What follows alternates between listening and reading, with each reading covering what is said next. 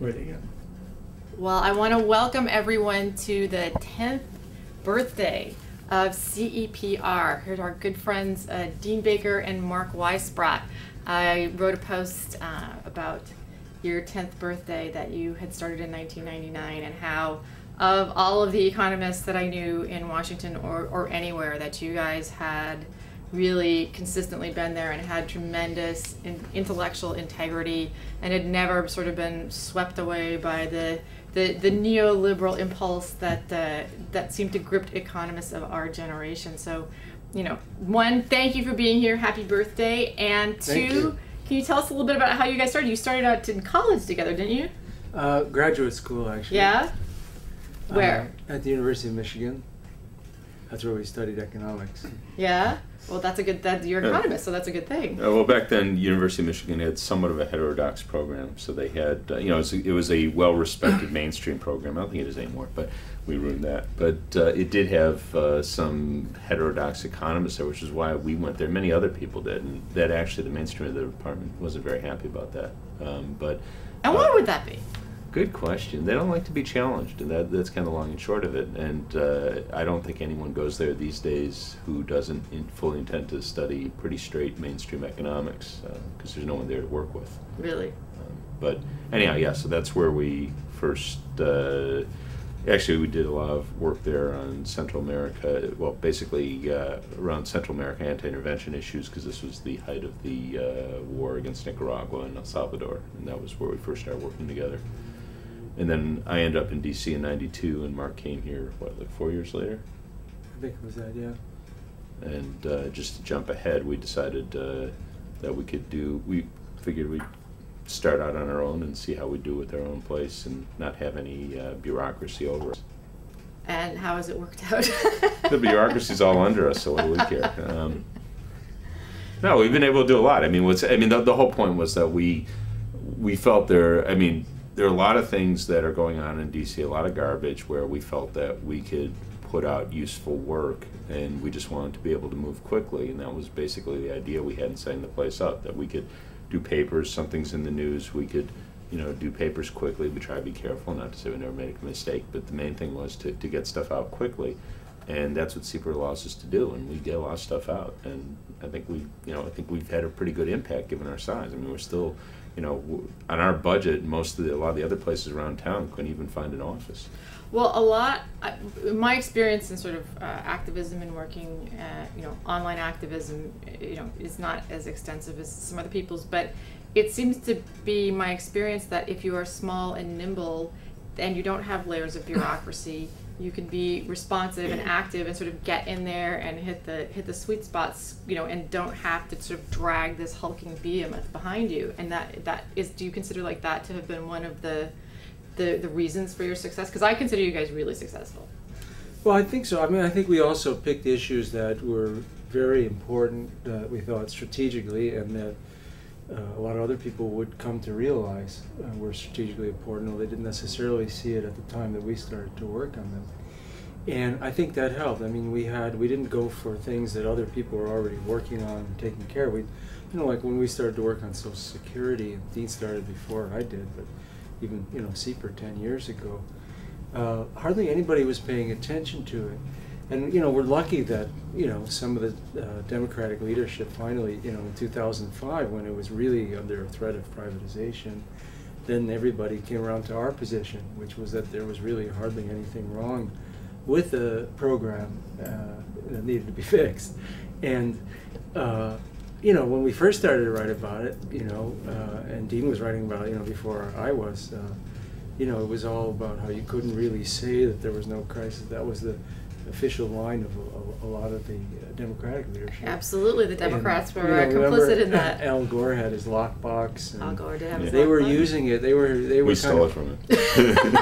So here was this program which is the bedrock of our welfare state, such as we have one, and hardly for all those years. I think if people had paid attention to it earlier, we never would have gotten to the stage where a president, Ronald Reagan didn't dare to go after trying to privatize Social Security. Why was George W. Bush even able to try it in 2005? It was because for years most of the people who should have been fighting to preserve the program were kind of accepting the basic myths, and I have to use the word lies, really, about Social Security. But we're still there. I mean, we still hear the, Social Security is broken and it needs to be fixed. Yeah, no, they haven't gone away, and I really worry that there'll be another push, perhaps as early as next year once you get through healthcare and a few other things. There was one earlier this year that sort of died under the radar, but it was going. No, that's right. And there were people in the Obama administration who wanted to go for that. Who were telling David Brooks that they were going to do it imminently. Yeah. So I don't take anything for granted there, and it's.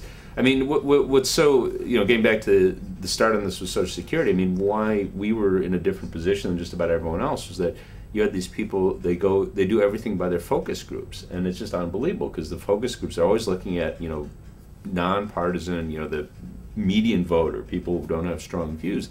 So what are you going to find by talking to people who almost by definition are not well informed on this issue? You're going to find that they're reflecting, whatever gossip they heard in the paper on the news or whatever. They're not deeply formed views. But if that's the limit of what you could say, that gets you nowhere. So. Well, it also got popular, privatization of Social Security got popular during the Wall Street bubble, right? When people thought, oh, if I only had my Social Security money to gamble with, I could just invest it in Yahoo and I would be rich, right? That's like when most people heard about it, wasn't it? Yeah, and that's where, this is where we really should have taken a baseball bat to a lot of economists. Because it's, they were just saying... We're nonviolent. Yes, well, we should have.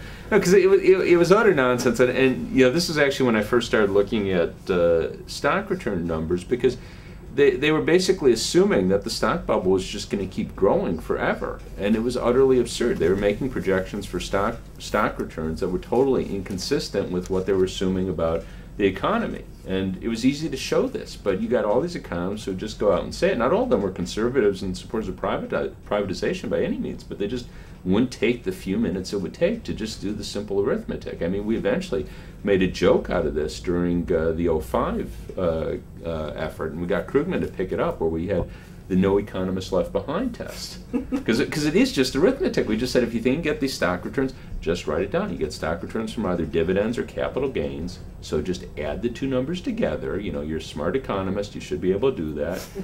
And no one could. Because the point was, you'd get absurd numbers. You'd have to either have corporations paying out all their profits as dividends and then some.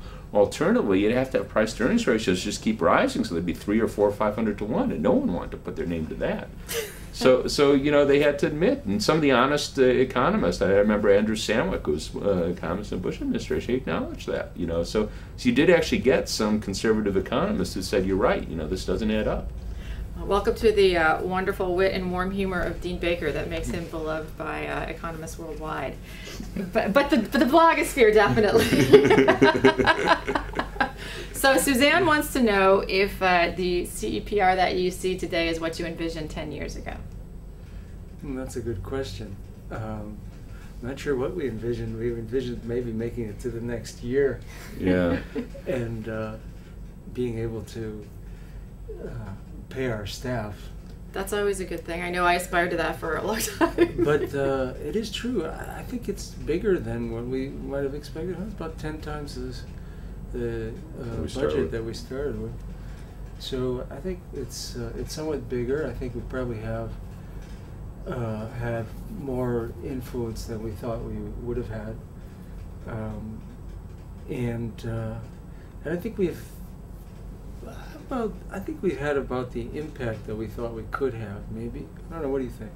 Well, in some ways, probably, it is, being our situation, you're in the same boat. You're reluctant. We never were so brazen as to write down where we expected to be in 10 years, because I don't know what we would have put down.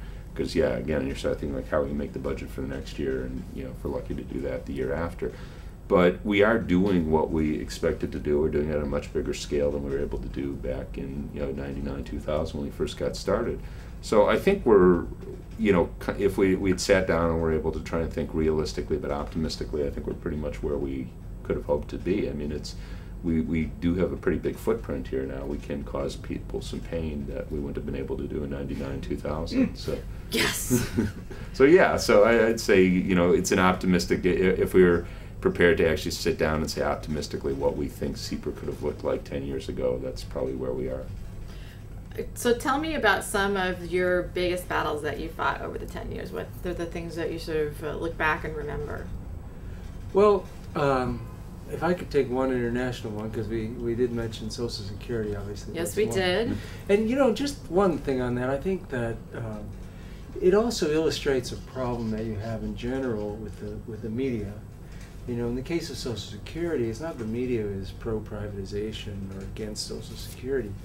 But what happens, and this shows you, and you've talked about this too, why it's important to intervene early. Because once, you know, a whole set of journalists, editors, TV reporters have said something over and over again without anybody having bothered to look at the numbers. You know, I mean, here's this program that throughout this whole period we're fighting, it has been stronger than it's been and still is today, you know, than in its whole nearly 70-year history, right? And yet here it was, you know, for years and years, they were saying that people weren't going to be able to see their benefits, you know. And so there was absolutely no empirical foundation for this. And so, but once people have said this over and over, they find it very hard to turn around. Because it's just inertia, you know, what are they going to say? Oh, sorry, we misreported this the last 5 years, 10 years. You know, so the longer it goes, the harder it is, and that's why you still see this today. You know, it's harder to get the press to change, and of course everything goes through the media. And and we didn't have the blogosphere for most of this period either. I think today it would have been probably easier to turn it around a little bit. Now, one issue I think was really strategic, we started working on at the very beginning, was the IMF. IMF, I was going to say, Dean was out of the country, but Mark was Mr. IMF with us when we were trying to stop the supplemental. At that time, we were working on, nobody even knew who they were at all. I mean, they were just operating in the shadows, and here they were at that time, and now they're trying to become again the most powerful financial institution in the entire world. I mean, not because of the money that they themselves disperse, but because they are used as a gatekeeper if you want to get money from the World Bank, the Inter-American Development Bank, the G7 governments, the Paris Club, you know, and sometimes even the private sector, you had, you know, a government would have to agree to IMF conditions first. So we saw that as really crucial. We said, you know, this is concentrated, completely unaccountable power. 186 member countries in this organization, and it's run by the U.S. Treasury Department, and they're imposing conditions on, you know, half the world, you know, hundreds of millions of people who have no real voice at all in this, and sometimes, maybe even most of the time, it's disastrous.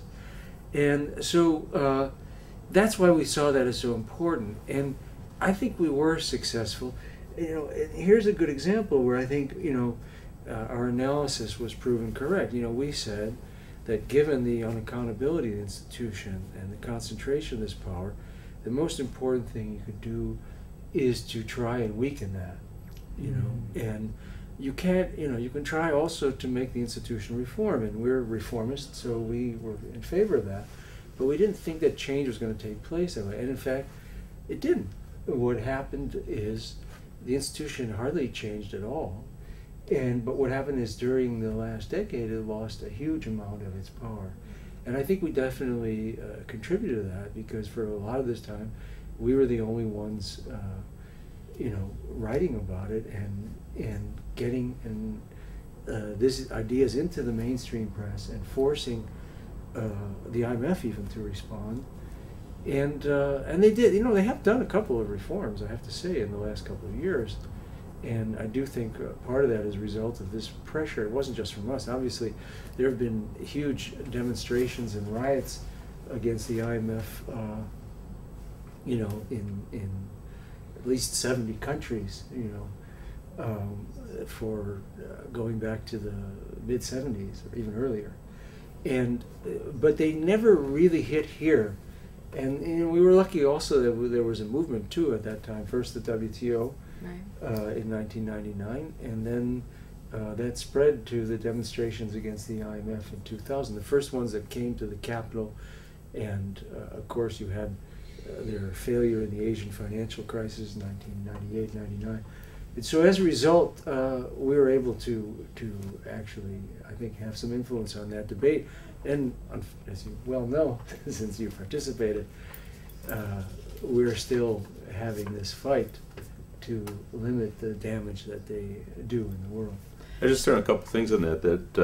One of the things I think is really important about the way Mark framed it, that I think was different than a lot of others, is the main understanding of the IMF was it's a creditors cartel. It's the agent of a creditors cartel. And you have a lot of other people. I mean, sort of the popular conception that the media likes to portray is they're the international lender of last resort. And go ask Argentina about that. They're not. They're not. They're not the Fed. And that's a really, really important understanding, because if you think of the IMF like the Fed, I mean, I have all sorts of complaints. We have all sorts of complaints about the Fed, but I don't want to see the Fed go away. We need a central bank. The IMF is not an international central bank. They're basically the agent of a creditors cartel, and certainly they played that role very clearly with Argentina. That's what it was about. How can we squeeze as much money out of Argentina as possible to repay their creditors? And I don't think you could really talk about the IMF without understanding that that's their main role. It's not their only role, but it's that has been their main role in the world. The other point I was going to say, well, I was going to jump off and throw in my success story, which maybe a surprise to people, because I think it's one that I think most people would know about. Actually, I was one other thing I want to say in IMF before I get to that in terms of the CEPR's impact, one of the things that a lot of people probably wouldn't realize here is that a lot of our stuff gets picked up in the Latin American press, right. And it has a big impact there because it's, for better or worse, I mean, probably best if they didn't listen to U.S. economists, but it's been very helpful. It's had a big impact that you have U.S. economists saying that, some of the things they're doing in these countries aren't crazy. Mm-hmm. So, and a lot of certainly Mark's work gets picked up in papers across Latin America, and so that's a big deal. But the story I was going to say that, again, I think it's one that probably not a lot of people would know. We've done a lot of work. I have 3 co-authors on, at this point, probably 8 or 10 various permutations of papers. John Schmidt, who of course is here at CEPR, Andrew Glynn is a very good economist, unfortunately passed on a couple years ago, a British economist, great guy, and very good economist, and David Hollis at the New School. And we did a series of papers that questioned what 5 years ago was absolute orthodoxy in the economics profession, that the reason Europe had high unemployment was because of the generosity of their welfare state and strong unions. And we first began to look at this. David Howe was really the one who got this project going. We first began to look at it in, I think it was 2000 or so, 2001 maybe. And we looked at the evidence that was widely cited at the time, and it was really bad work. It was just very bad economic work. And it's easy to show it was bogus. And we wrote a number of papers, and what the real breakthrough in this was we arranged with, there's a trade union advisory committee for the OECD, and the OECD was the main promulgator of this view. And they have biannual or annual meetings with the OECD where they set the agenda, and they said they wanted to have a conference devoted to discussing this. So we arranged for this conference. The 4 of us went. We had some other economists we brought in, and we had this exchange with them. And I had to say, they're good economists, many of them, and I wouldn't say like we blew them out of the water, but the point was we got them to take the issue seriously. And we said, your results are not robust, they're not compelling. And they were honest about it. So what they did was they went back and looked at the things we said, did their own work, and they basically ended up agreeing with us. Mm-hmm. So they updated their earlier analysis, and they very explicitly said that there's no direct link between unionization, welfare state, and unemployment. And they made a big point of touting the Nordic model, that you have Sweden, Denmark, Norway, these countries that have very low unemployment rates, very strong welfare states. And no one in the U.S. cares about that. If anyone in Congress got up and said, well, the OECD tells us, people would like, what are you even talking about? But in Europe, it really matters a lot. It's very common. A minister will say, the OECD is telling us we have to do X. And what the OECD was telling them 10 years ago was, you got to weaken your unions, you got to reduce your unemployment benefits, you got to pay our debt. They don't tell them that anymore. So that I think was a really big victory. A lot of people, one of the things that happens when you run a big blog and you deal with people in the comments section all day long is that you're dealing with, a very populist level of messaging, and a lot of people don't understand what economists do except for come in and be Larry Summers and kind of screw with the system in a way that doesn't benefit them personally. But I think that one of the things that you guys have been able to do with your work in the housing bubble, with your work with the IMF, is introduce these ideas into the bloodstream that wind up becoming, popularized by Naomi Klein in, the shock doctrine, and sort of become pervasive at that point. And that point, people don't realize that you were doing the work like 10 years before. Well, I do think, people do pick up our ideas, and we always like that. But I think there is one difference. One thing that distinguishes us from a lot of, especially Washington groups, is that we actually don't think that the general public is stupid and incapable of not only understanding but doing something. Like, the general view, if you talk to almost anybody in this town, liberal, progressive even, is that we have a rotten foreign policy, for example, and bad economic policy because the public is conservative. That's the media view, right? We have a center-right country. And our view has always been different than that. We've always blamed the leadership, people at the top. We've always felt that it's actually not, and then obviously there's a lot of polling data to back us up on that. I remember Bill Clinton once saying, it was right at the end when the New York Times did these kind of exit interviews with him, and he said, if you left it up to the people of the United States, we'd never send foreign troops anywhere in the world. And he was saying it actually to defend the one intervention that was defensible, which was when they sent troops to Haiti to destroy the president that our government had helped overthrow a few years earlier. And but the point was, I think, was really true. We've always seen that. I think partly because of the work we had both done previously. We both done organizing. Mm-hmm. I actually did union organizing, and Dean did a lot of organizing around, Central America, a lot of U.S. intervention in Central America. And we always found that people never shared the views of the more, of the educated elite in terms of the worst policies of this country and our government. And it's true kind of across the board. And that's not to say they can't get brainwashed. Obviously, half the country still thinks they're not going to see their Social Security benefit if they're under 50. The other thing, I think Barack Obama was born in Kenya. Wherever he wasn't. That's more like 25%. Depends on what part of the country you're in. It goes up to about 65. And then if you're looking at white people. That's true. Exactly. Yeah. But my point is that we really do believe that change comes about because when you get people to be more informed and to do something about it, it's organization and awareness, and that's how we see it primarily. Even though obviously we spend a lot of time talking to reporters, we talk to members of Congress, we talk to all kinds of foreign governments as well.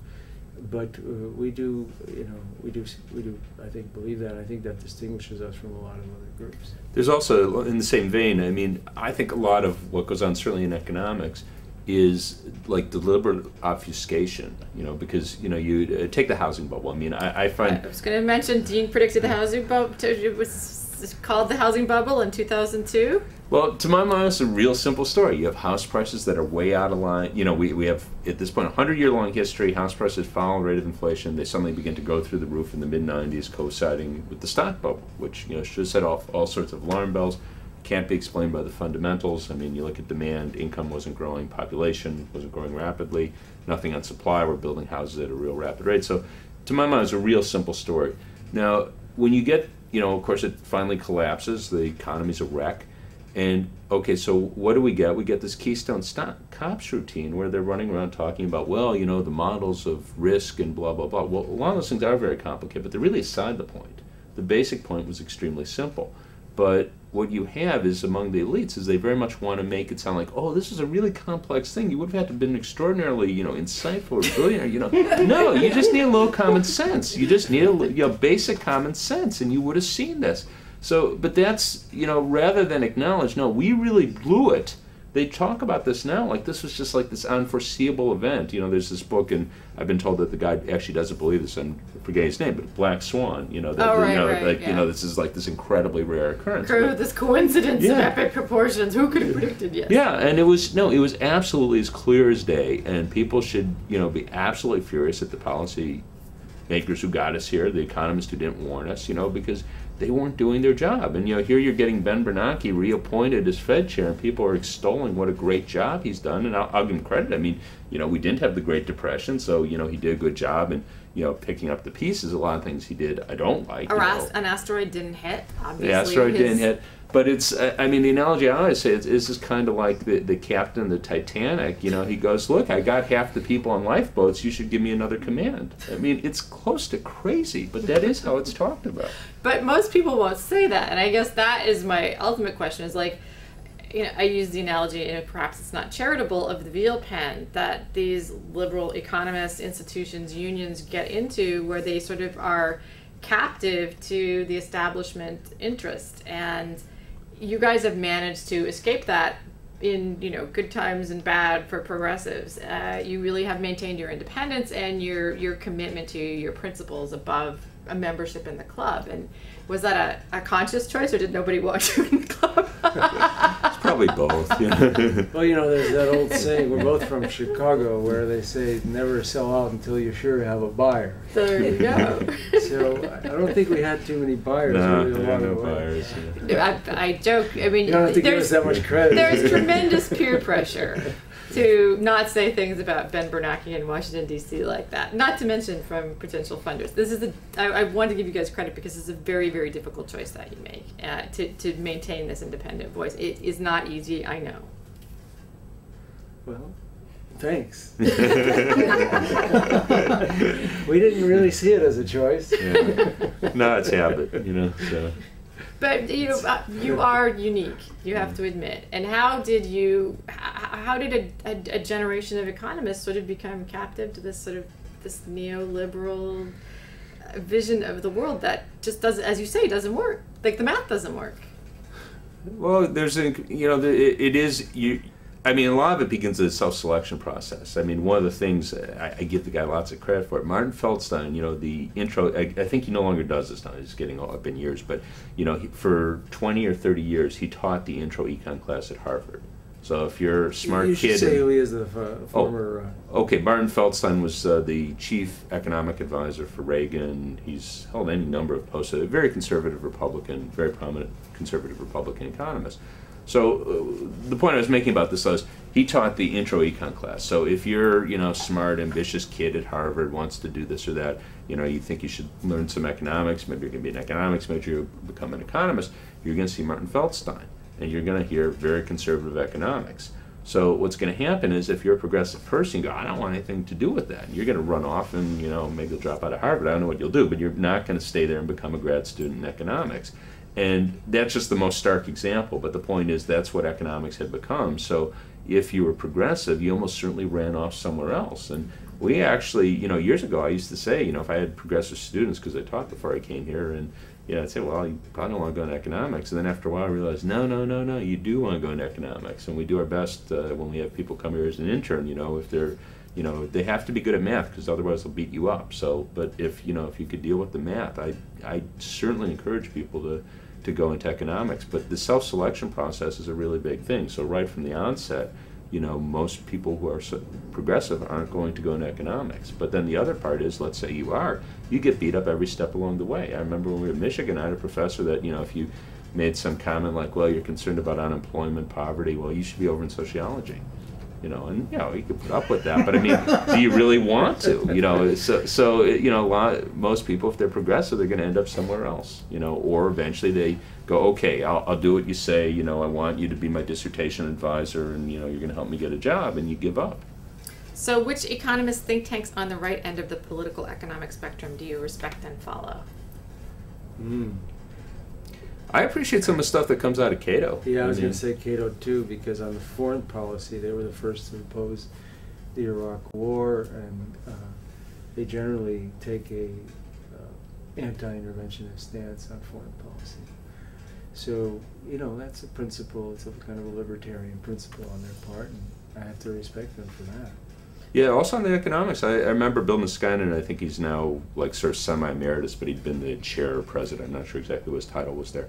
But I had debated him a number of times. He's very conservative, but he wouldn't make stuff up, you know. So I remember once I was debating him on a flat tax, and I got the answer first. I said, well, flat tax is about having middle-income people pay more so the rich will pay less. And then he responds, he goes, well, that's pretty much right. And then he went on to argue why he thought it was good policy. But, you know, he wasn't, I've been on other people who go, oh, no, everyone's going to pay less, you know. And, you know, I mean, if you're going to, you know, besides the right, I mean, there's the center think tanks which are very neoliberal. You know, the Peterson Institute for International Economics. I don't consider them centrist. You consider them right-wing? Yeah, just posing. Well, I was just going to say that, you know, there is work, there is some good work that comes out of there. Isn't Simon Johnson a fellow at the Peterson Institute? Yeah. Yeah. Yeah. Well, he's written some good stuff. Yes, he has some good stuff. And on the other hand, he's very committed to the IMF. He testified to the Congress after, even though he said very much a lot of the same things that we said about the IMF. For instance, he acknowledged that the main reason for this huge infusion of cash that they're getting getting this year was to bail out the banks in Western Europe for their bad loans in Central and Eastern Europe. And he acknowledged that in a column, and then just prior to that, I think it was, he had testified to Congress and said that we need $2 trillion. $2 trillion. They're only offering one for the IMF. So yes, it's trillion with the T. Yeah, that's because people can't quite believe that there is. So, but I do think there is some good work. You know, I was thinking of William Klein's book on the dollar and the trade deficit, for example.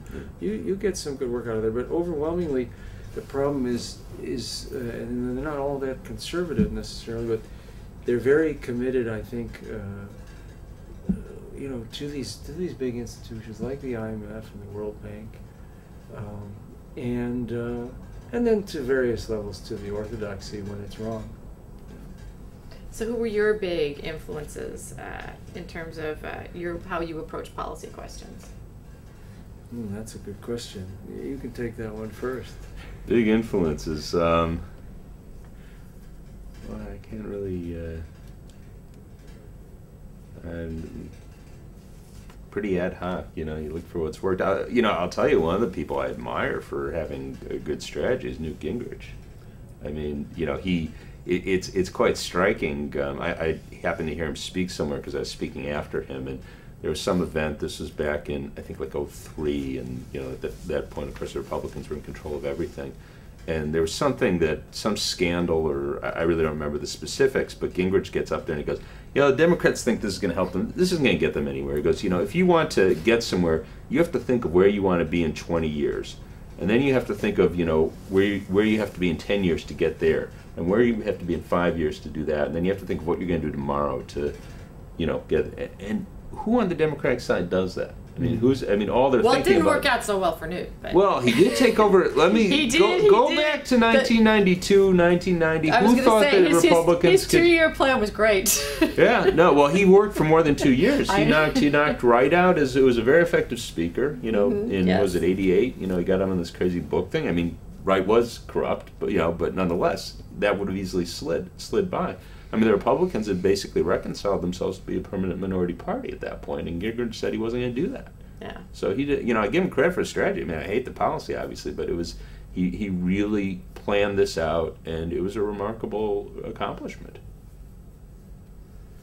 I mean, he's of late started to have these, you know, C3, C4 lobbying, the move on of the right, his Freedom Works, where he spends $7 million to make 12 in direct mail, and then spends $4 million on private planes. I don't know. Yeah, well, what he might be doing today might like more for Newt. Yeah, well, that may well be the case today. As I'm saying, I'm referring to his takeover in '94, and I'm not arguing for his soul. I'm just simply talking about giving him credit for having an effective political strategy.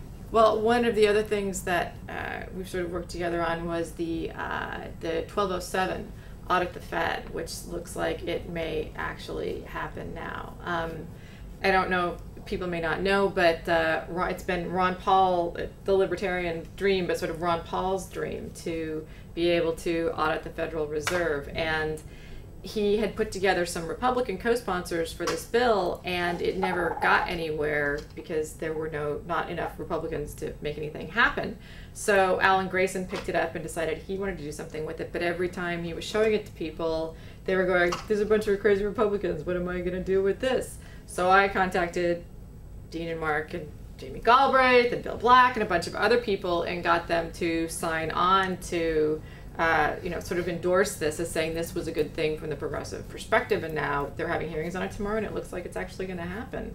No, that's really great, and it was tremendously impressive. The work you've done, and the work Grayson certainly deserves enormous credit because he's a freshman. Usually freshmen in Congress don't do anything because you can't. I mean, it's set up. It's not. You're supposed to be there 20 years before anyone pays attention to you, and he really moved that, and it was considered a loony thing. And what's remarkable has been the response of kind of the sort of establishment in the sense that, how do you deal with this? And there was an article in the Times about 2 months ago about how the Fed's coming under increasing criticism, and they talked about it. It wasn't a bad piece, but they didn't say anything about the bill. And at that point, it already had somewhere around 215. I don't know if it had crossed the majority threshold, but it's just about there. So I knew the reporter. I sent him and I said, "How come you didn't say anything about this? You're talking about criticism." And he said, "I didn't know about it."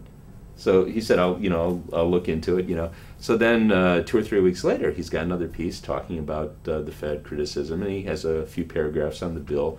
And he said, there's this bill that now has 250 Republican co-sponsors who see the Fed as an agent of unaccountable government. 250 Republican co-sponsors. This is someone who knows. They expanded Congress and elected So he could not even conceive of this. That no, it's not Republicans. You obviously had a lot of Republicans, but you had many of the most progressive Democrats in the House who had signed on to this, and he just could not. There was no box for it, So it's great to see this get out there. What are they, 279 now? It's something like that, 280 something. It's incredible though, because without your guys giving it the sort of liberal, good housekeeping seal of approval, progressive members of Congress were scared to sign on to it. This again, it speaks to my mind, corruption of the economics profession, because you just go, look at what we're talking about here. We're talking about auditing the Fed. The Fed has taken, unprecedented responsibility powers. Maybe a lot of it was good. I just said that. It's good that they didn't let the economy collapse, the financial system collapse.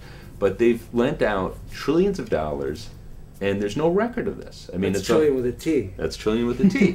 And you just go, if HHS gives out, 20 million, and they just said, oh, we don't know what happened to it, there'd be hell to pay. And here it is, $2 trillion, more than $2 trillion, and, I assume they have records. I don't think that they haven't kept records, but the point is, there's no one, Congress, no one has access to it. We're just supposed to trust them on this. He's just saying, trust us. And Bernanke, again, this is, just what they get away with in this town. He was testifying before Congress a couple weeks back, and he was saying, well, if you did this, it would be interfering with the independence of the Fed. And he said, and if that happened, if we had a less independent Fed, we might get more inflation, and we'd have less stability. And you just go, this takes a little nerve, Ben Bernanke, because last year you told us that if Congress doesn't immediately give us $700 billion, the whole economic system's going to collapse. How do you get less stability than that? I think that would be a good name for like a talk show, what they get away with in this town. It's a lot of what we're trying to correct falls under that category. But the thing is, no other economist says that. I mean, Bernanke says that, and everyone goes, oh yeah, that's right, we'd have less stability. I mean, you just go like, what sort of craziness is this? I got something, I asked Chris Dodd, I spoke with him and I asked him, what about auditing the Fed? Isn't this a good idea? And he goes, well, I'm a little nervous about that because it really needs its independence, and you don't want it to be politicized. And I'm like, oh no, that would be bad. But I go, don't you think somebody should kind of know, like in Congress, what's going on over there? And he's going, well, that would be good, but there are risks involved. I'm going, okay, so maybe I don't need to know, but how about you, the chairman of the Senate Banking Committee? And he goes, well, I'll ask. And I'm going, you do that. So he said, okay, I will. So I bugged him for months and months, and he just sent me a letter back. And he clipped out like a press release the Federal Reserve or something, talking about the importance of the independence of the Fed and how we wouldn't want to compromise it. And it's like, no, you know, we laugh at that, but in fact, like most economists actually believe that.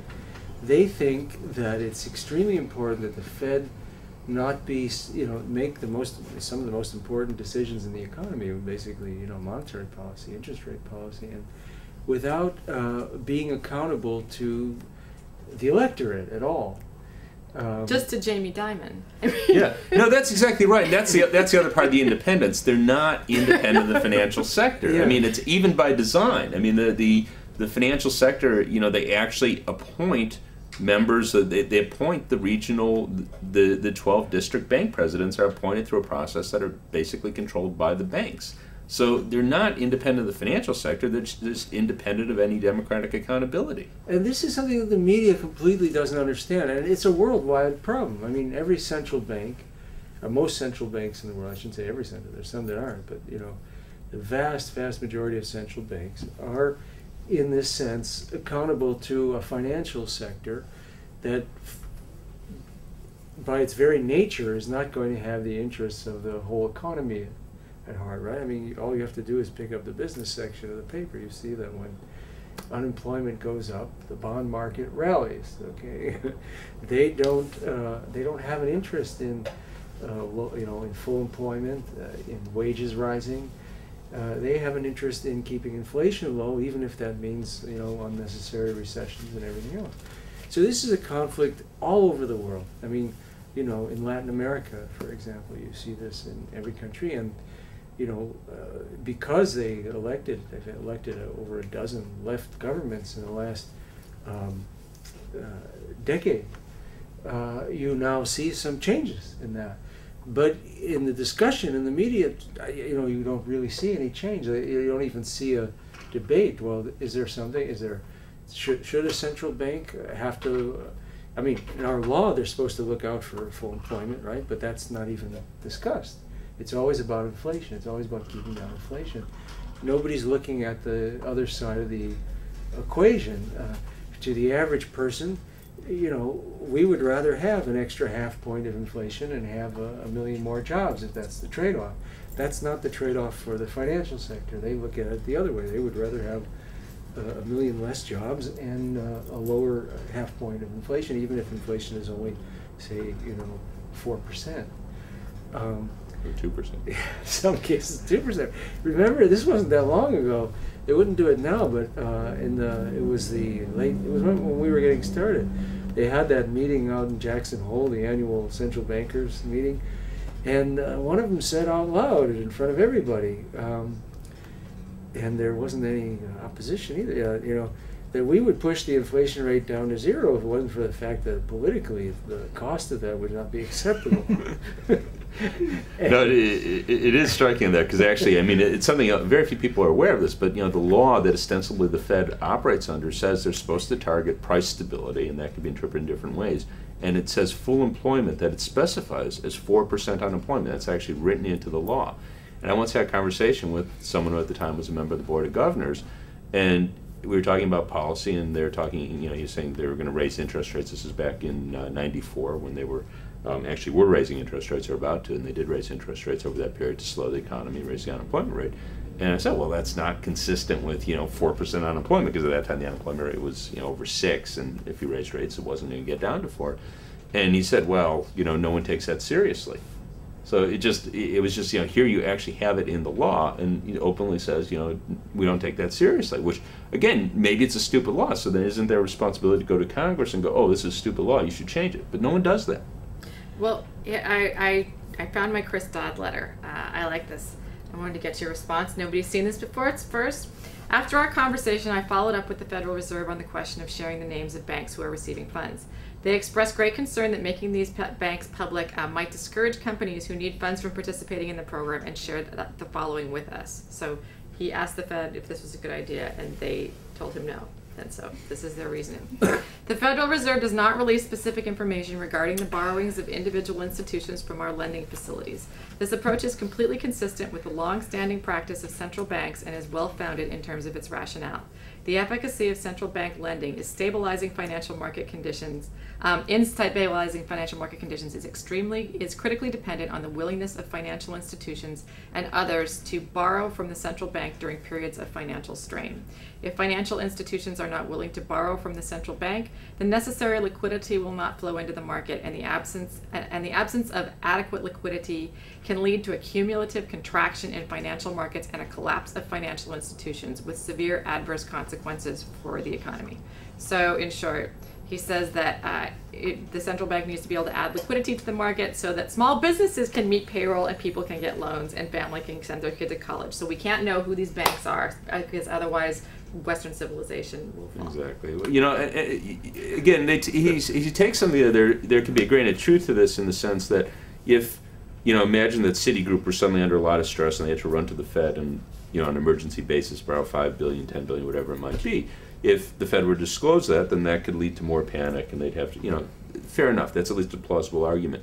But why is it that 2 weeks after the fact, or maybe a month, I don't know what the time frame is, that they can't disclose that? Now, if Citigroup is still borrowing, you know, a month later, well, then Citigroup has a really big problem, and you would want the markets to know that. And in fact, that's what we go around the world telling people. If you go back to the East Asian financial crisis in '97, we were complaining about the secrecy, the lack of transparency, and in fact, that's actually one of the big problems when they originally came up with the TARP, that Paulson made this big thing, we don't want people to know who the weak banks are. Well, if you don't know who the weak banks are, everyone's going to assume they're all weak.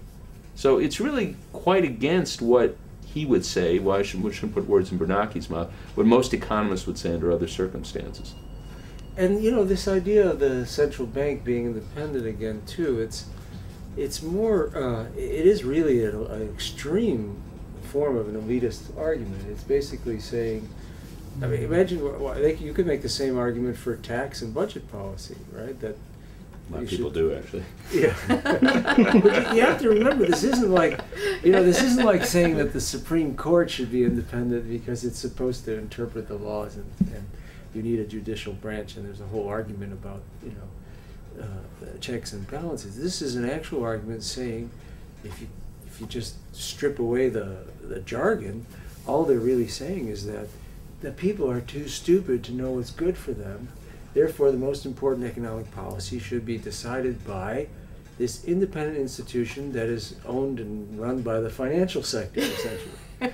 And that's pretty bad. I mean, they wouldn't get away with that I don't think they would get away with that for budget. Well, they're proposing it. I wasn't joking. The Entitlements Commission. You're going to create this body of wise people that they're going to say, here's what you have to do, and you know, it'd be very difficult to be structured where, you know, basically you'd require a supermajority of Congress to overturn it. So you'd be able to implement all these cuts to Social Security and Medicare, core social programs, that a minority, you know, 40 people in the Senate, I mean, depending on how they structure it, it could be a relatively small minority, well, it won't be a small minority, but certainly a clear minority of Congress could put into force. Go team. Democratic majority. So anyway, we have questions in the comments. So Oilfield Guy wants to know, the Supreme Court case involving personhood of corporations and campaign contributions. How do you see the potential outcome of this decision? Are you familiar with it? It's you know, I don't have any special insights as to what the Supreme Court will do, but it's actually a very, very interesting issue, you know, what a corporation is, because corporations are creation of the state. I mean, it's not, this is, you know, the libertarians should agree with us on this. I mean, if you don't like the government, well, government creates corporations. Corporations aren't out there in nature. Nature, you know, you or I could form a partnership and, you know, we can make lots of money maybe, but if we end up, you know, spewing poison and killing kids, well, we're going to get sued and owe everything we ever had.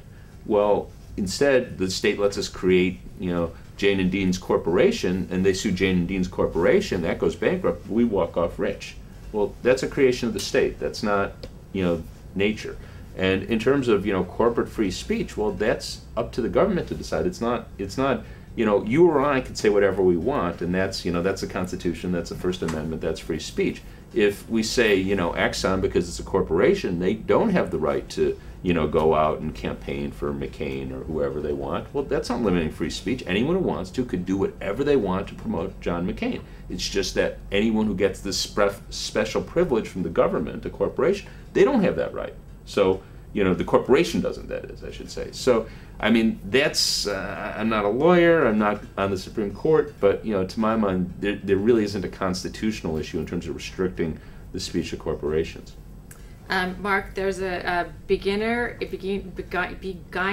the comments said that he worked on your congressional campaign in 1992 in Urbana. Oh, that's nice. Thank you very much for your support. It was... and if you'd only worked harder... well, it was a very close primary. You could be stealing from... so, let's see.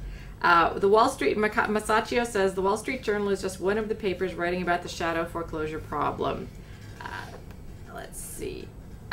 Houses that are not being foreclosed now but will be later. What do you think is the best way to deal with the huge overhang that exists and might be coming down the road? That's yours, that foreclosure. Yeah. Well, I think the most immediate thing we want to do is try and keep people in their homes. And here, too, I think there's actually a very simple way to do it, which is getting a little interest in Congress, getting more interest in Congress. Dick Durbin, among others, has come out in support of it, is this idea of giving people the right to rent. So if you're facing foreclosure, you would have the right, post-foreclosure, homeowner would have the right to stay in their house as a tenant paying the market rent for a substantial period of time. I'd like the substantial to be longer rather than shorter, say 10 years, maybe even longer. If you got 5 years, that would at least be a good start. What that would do, a few things. One is it gives people security in their house. So if they like the home, they like the schools, they like the neighborhood, they get to stay there. They lose ownership of the house, but they do get to stay there. They're not out on the street. The second thing that I think is very important, if we want to keep people as homeowners, this might actually be the best way, because it makes foreclosure a much less attractive option for banks, because they don't own the house free and clear. They could sell it, but the tenant goes with it. So if you have a right to stay there for 5 years, you still have that right even if they sell the house. It also keeps the house occupied. The worst possible thing is to have a neighborhood, as you do in many places, filled with all these vacant homes that have been foreclosed, and they aren't maintained. Sometimes they have squatters in there, they're drug houses. So it's really the worst possible world. So this is a very simple thing, and it's one of these cases where I actually wrote about this a couple years ago, and the first people I found getting behind me, maybe this should scare me, were Republicans. Desmond Lockman, who's a former IMF economist, who's at the American Enterprise Institute, he wrote about this. I never had even met the guy, but someone sent me what he'd written. So he thought it was a good way to deal with it. And Andrew Samwick, who was one of the top economists at Bush administration, co-authored a column with me on it, because I think it's just kind of a simple way. I mean, there's all these proposals to have modifications, which end up being very complicated, and I very often worry that the main beneficiaries of the modifications are the banks rather than the homeowners. Whereas in this case, we're not going to help the banks. This is something that helps the homeowners. It's very quick, doesn't require any bureaucracy, and doesn't require any taxpayer dollars. So we can tell all those, the town hallers, we're not taking any of their money. Rock on. So, Mark, what issues are not being discussed at the G20 that should be on the agenda? Well, there's a lot. There's quite a lot.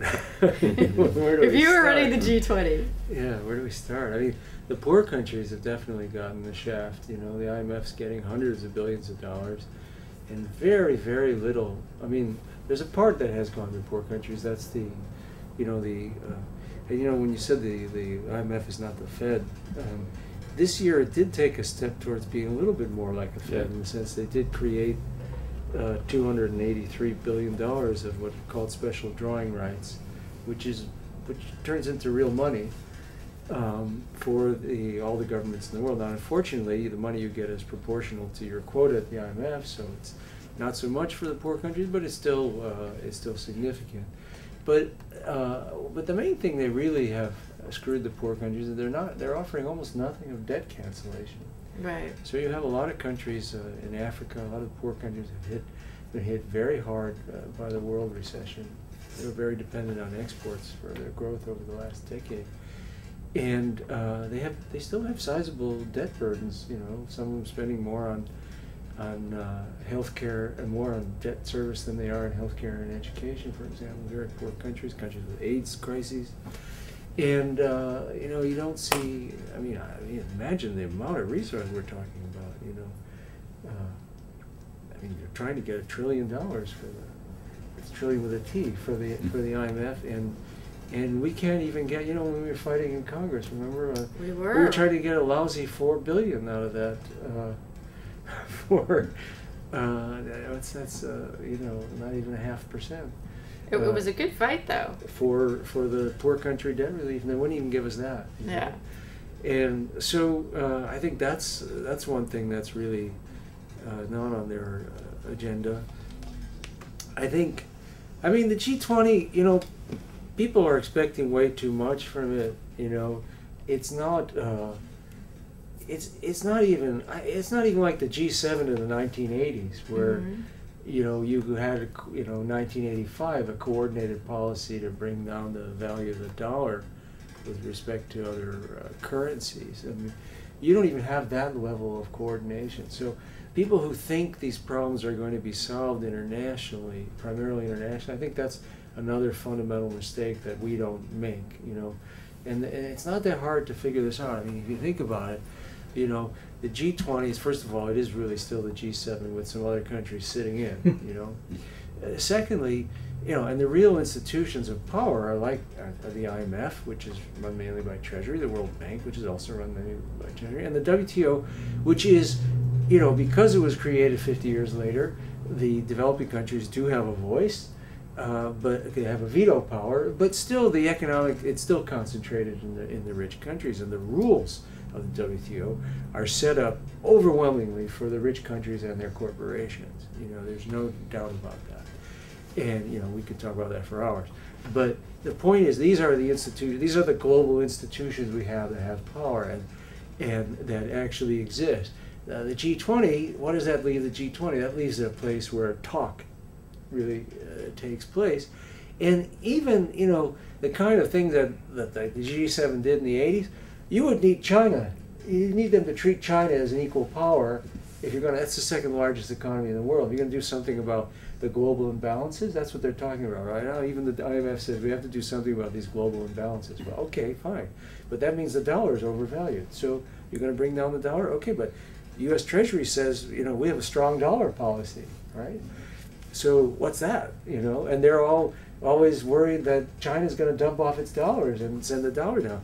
And then at the same time, they're saying that China is undervaluing their currency. Well, that's two logically contradictory things. So you've got no coherent program and no means or willingness, I would say willingness, because if they really wanted to, they could get together and they could help resolve the global imbalances by bringing currencies somewhat out of the misalignment that they're in today, but they're not going to do it.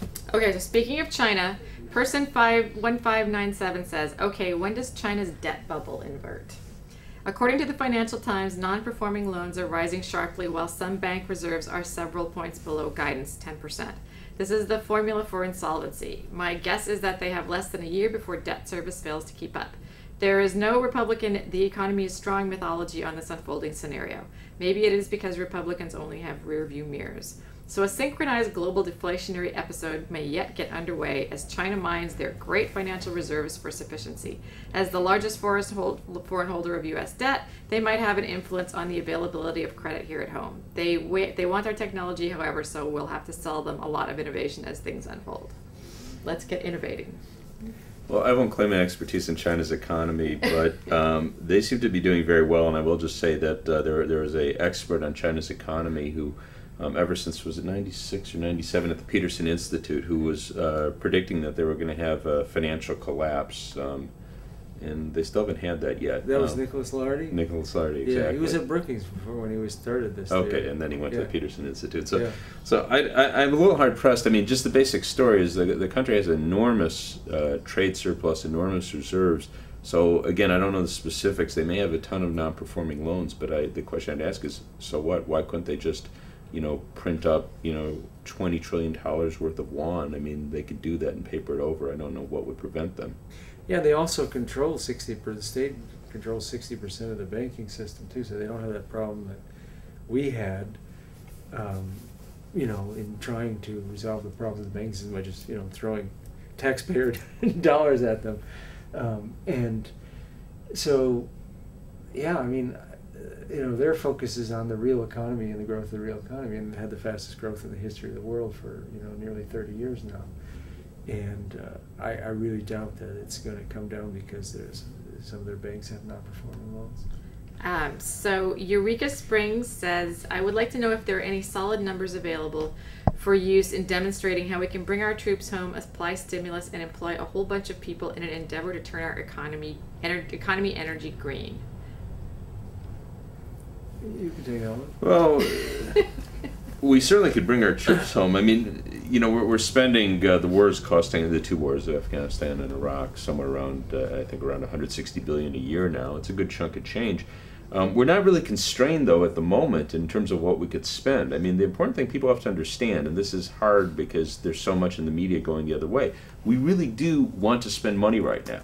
So, you know, if we could just snap our fingers and get the government to spend another $400 billion, that would be great, because we're not supply constrained. I mean, this is really actually orthodox economics. I mean, we're not supply constrained. Typically, we might think we are. Whether we are or not, I mean, it's at least a plausible argument. If you go back to 2000, we had 4% unemployment. Arguably, if then we said, okay, we want to spend another $200 billion, well, we're already pretty much at full employment. You know, it would just create inflation. You can't tell that story today.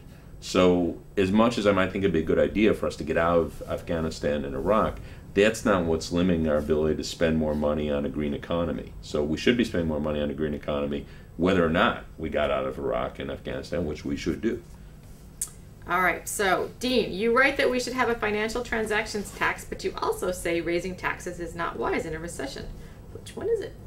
Well, we should get a financial transactions tax whenever we could get it, and if now's the time we could get it. It is being talked about now, and that's really a fantastic thing, because I thought this was a good idea for many, many years. And that was the first thing we were working on when we started CEPR. That's right. That's right. Actually, that's our first grant. Our first grant was to push that. That's right. And but it had always been a marginal idea, but you're getting a lot more interest in it now, because the basic logic, I mean, there's several things it does. First off, most obviously it discourages short-term trading. So, you know, you have a lot of speculation that may make sense because you could do this very cheaply if you put in just very modest taxes.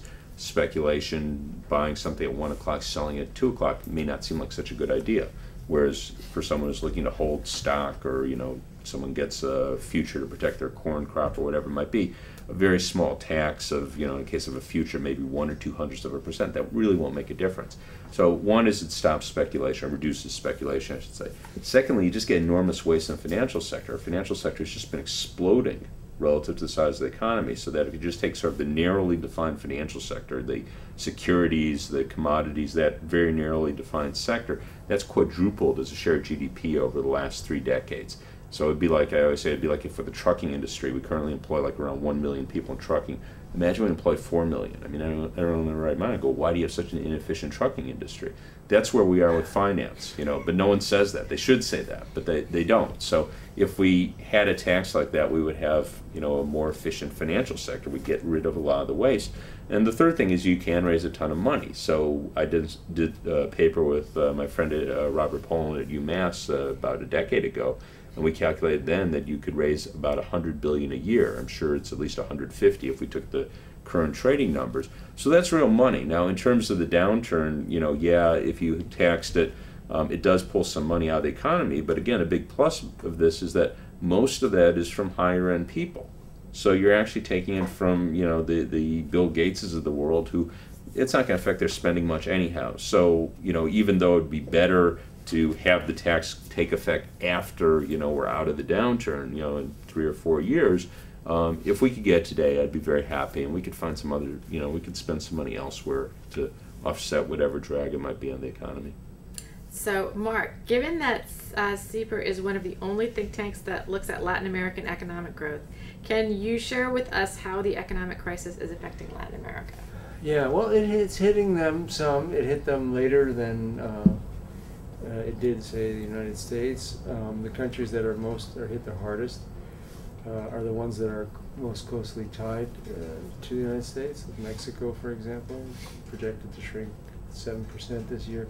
Countries have been hit through trade, through remittances. Not so much, they didn't really buy up much of the toxic assets. I guess that was one advantage they had from having very high interest rates. Nobody cared about getting any of these AAA junk, AAA rated junk bonds in disguise. And So it is, I mean, I think it is demonstrating some of the things that we did warn about, that, you know, for instance, over-dependence on the U.S. economy for Mexico, the CAFTA countries, for example, Central America and Caribbean, that it was a bad thing. The countries that have diversified more in recent years or never had as much ties to the United States are doing better. Brazil, for example, has less than 1% of GDP trade with the United States, you know, as compared to Mexico, which their trade with the United States, well, it's, you know, it's probably, their exports to the United States are 70 or 80% of their exports, you know, and their exports are maybe 35% of the economy. So that's huge. And then there's remittances and everything else. So basically, the basic story is that those who have the most trade with the U.S. and commercial relations with the U.S. are being hit the hardest. And those that are implementing some stimulus policies, some of them have made some difference as well. So, Dean, you say that executive compensation should be capped at $1 or $2 million per year. Joe the plumber weeps. But you don't. But don't we need our brightest minds on Wall Street to get us out of this economic crisis? Can we afford to lose them? After all, they're the ones that got us in, right? Exactly. Well, I'll say a few things on that. Actually, I generally don't push the cap idea. I push that in the context of when we give them money. And, you know, this was, so you go back to the bailout, and this was just an incredible story, you know, back last fall. You know, you had Bernanke and Paulson and Geithner running around, the world's about to end, give us the money. And, you know, you had a lot of opposition in Congress, you know, both from progressive Democrats and also from conservative Republicans, you know, going, well, what do you mean give us, you know, $700 billion, no questions asked? So, you know, from the progressive side, at least we're saying, well, if we give them money, we want strings attached. You know, if we're just going to give you money, then, you know, yeah, your executives, that's where I was coming up with the $1 or $2 million, you know, because, you know, sure, pay your guys whatever you want, but you're dependents on us now. You know, your welfare cheats. You know, it's, we tell welfare mothers they're going to work so many hours. We're going to lecture them about marriage. You know, all these things. So yeah, if we're going to give you $700 billion, here's the deal. And if you don't like it, don't take it. So that was the context in which I was saying caps. I actually think in terms of the executive compensation, the best thing to do, at least in, well, maybe longer term, is to shift the power, because really, not that I'm always going to be the biggest defender of shareholders, but they're ripping off the shareholders too. I mean, if you were a shareholder of Citigroup, you got screwed. AIG, you got screwed. Bank of America, all these, you know, you lost a ton of money. These guys were not acting in your interest. What happens is they basically appoint the boards of directors, and they're their friends, and, you know, they're sitting on their big pile of money, so they give their friends, you know, the executives running the company, huge wads of money. And I think if you gave more power to the shareholders, if you had, instead of just this idea of say on pay, we're going to let the people who own the company have some say. No, you actually say that the executive compensation packages have to go up for a fair vote, none of this stuff where, you know, on-return proxies count for management position. No, it's a real democratic vote. My guess is you'd see serious cuts in their pay. And I think that would be really good for a couple different reasons. One is the pay structure now encourages them to take enormous risks, because if their risks pay off, it's a one-sided bet. If the risks pay off, you get tens of millions. If they don't, well, you go to your next job. You know, it's heads I win, tail the company lose. You don't lose. So one, it encourages the sort of speculative behavior we see, but the other is that you get this horrible pay structure. It sets a pattern that everyone tries to emulate. So there's this story about this guy Kozlowski who headed up Tyco. You know, he's now in jail. He was ripping off Tyco. And again, I don't know if this is true or the story gets out, you know, but it goes that, you know, he was making something like $15 million a year. And so the question is, why does a guy who make $15 million a year, does he have to rip off his company? He was having them buy art for him and paid for his, you know, condo, and, you know, he's getting $15 million a year. And the story goes is that it's hard to get by. It's hard, you know. Well, it's hard out there. He was furious that he had some guy who worked for, you know, one of the big investment banks, was underwriting the bond issues for him.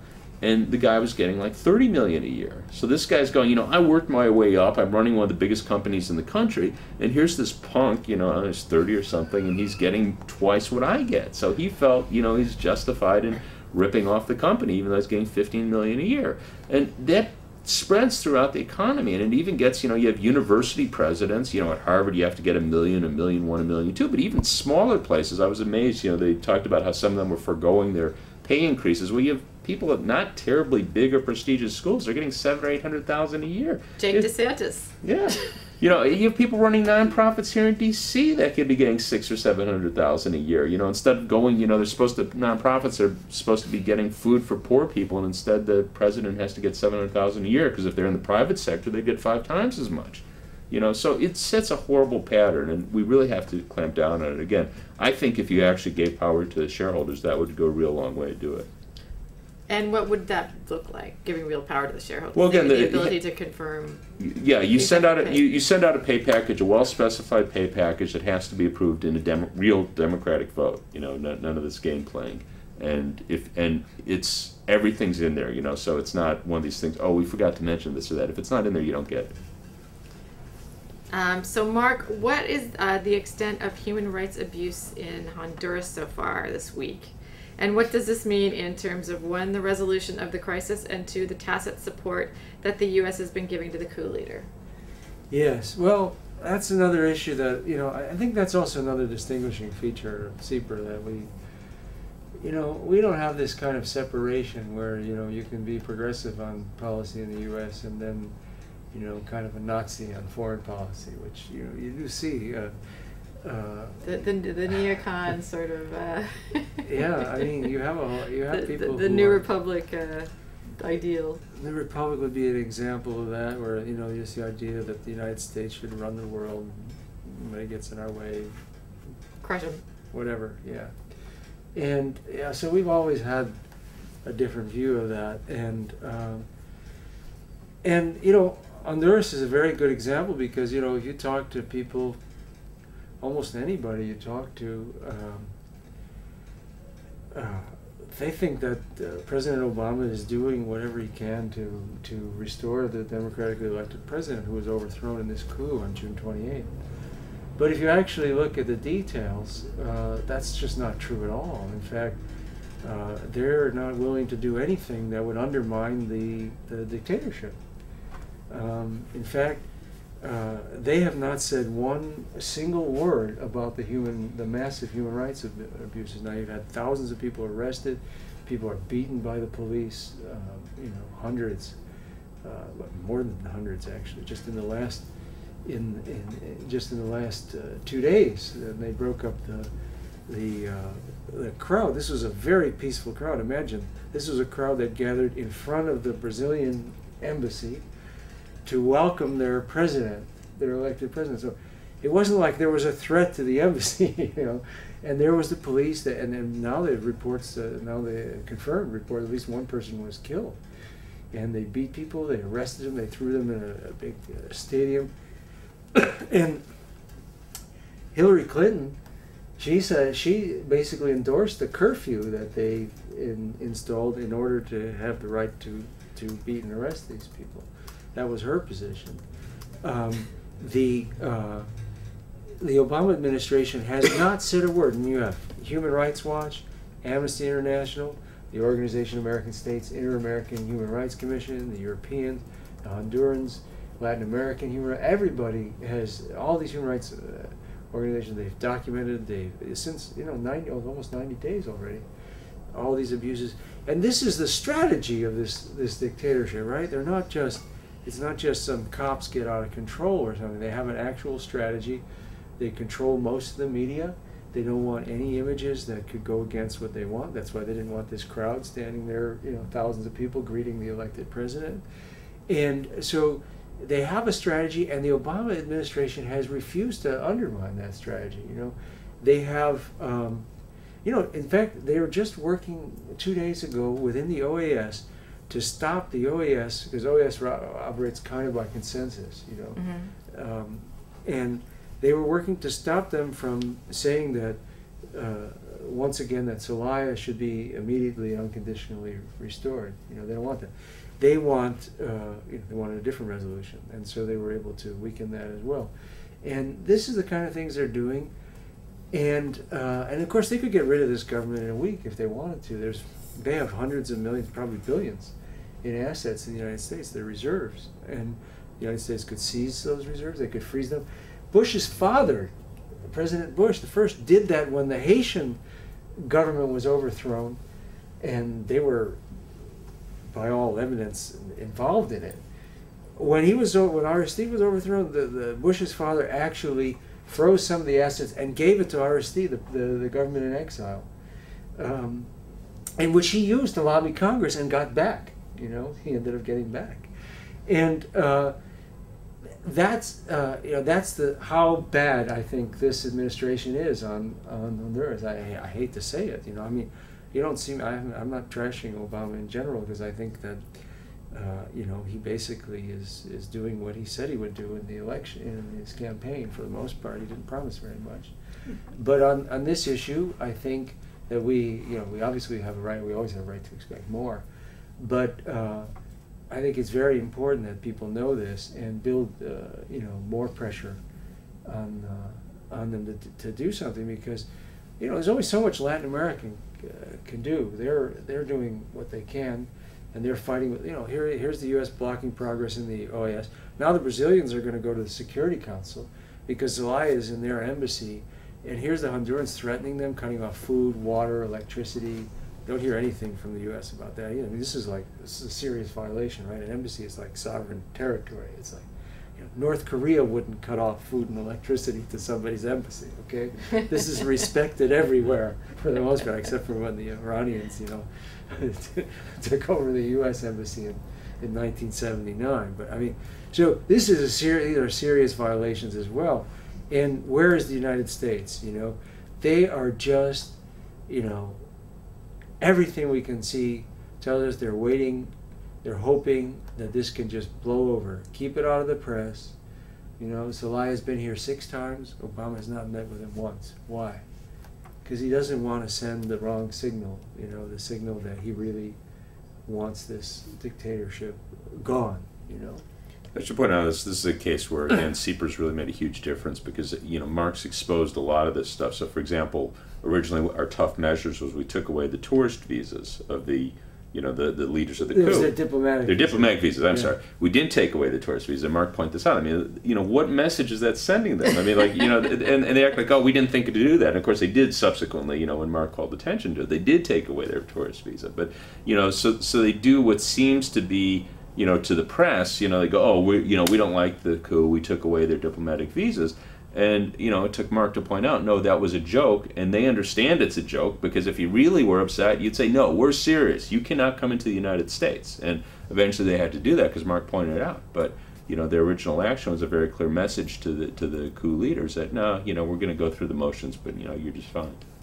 Well, Freeman is evidently watching the video, and he says, Mark, don't forget that Lanny Davis, the Secretary of State's former campaign manager, actually represents the coup's backers. And also former Bill Clinton White House counsel, yes. And president of my fan club.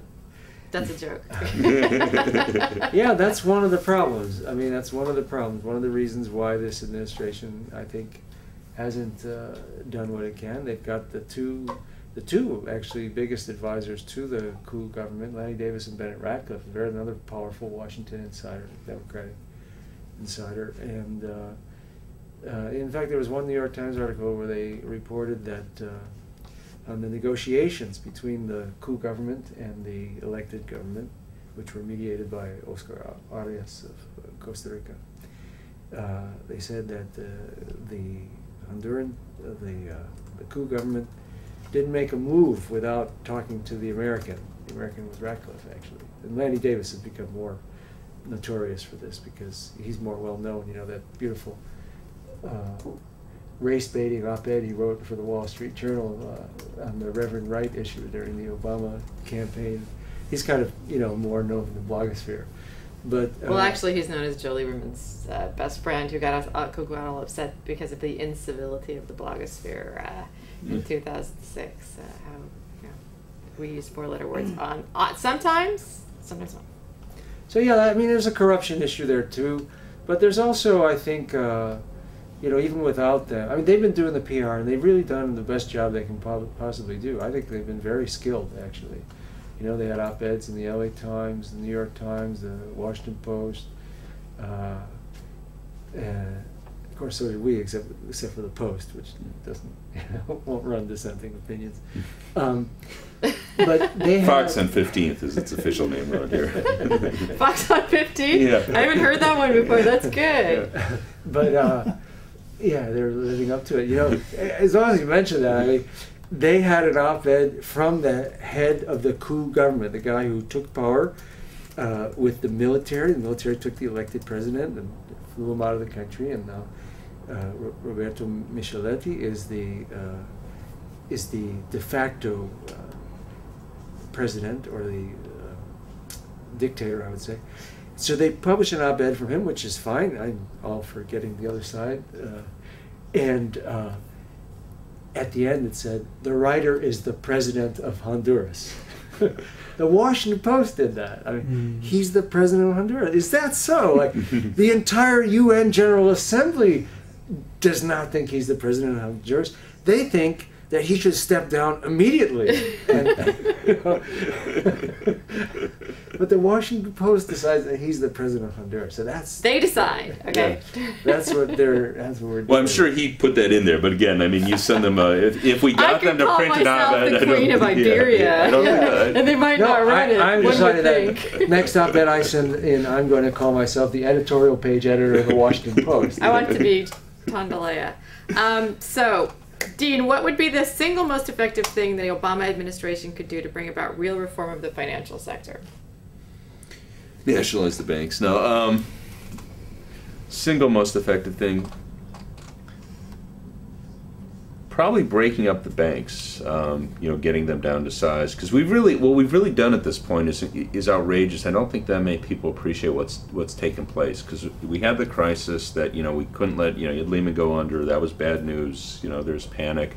So we basically formalized this idea of too big to fail. So this was always this notion that you had big banks. Would the government come to their rescue if they got into trouble?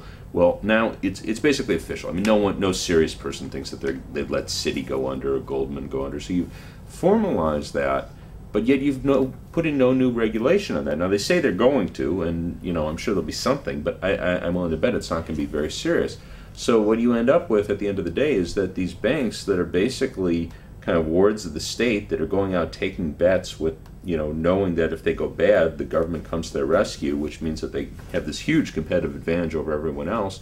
They pay themselves huge bonuses, and you know, when things go badly, we pay the price. So I think, you know, whittling them down to size, and it's not, I don't think they all have to be community banks. I mean, I'm fine with big banks, but the point is that they have to, you know, I'll be the conservative, market discipline, you know, so the idea that, you know, they have to understand if they do something stupid, if they're irresponsible, they're out of business. And the key thing is that the credit markets will understand that. So, you know, break up Citi into 4, 5, 6 regional banks, break up Bank of America. That's how they formed. They weren't always quite this big, so it wouldn't be that radical a thing to just say, bring them down to size. I still think maybe if I just got one, I'm still torn. I might want the financial transactions tax. I still might prefer that. I like the gambling one.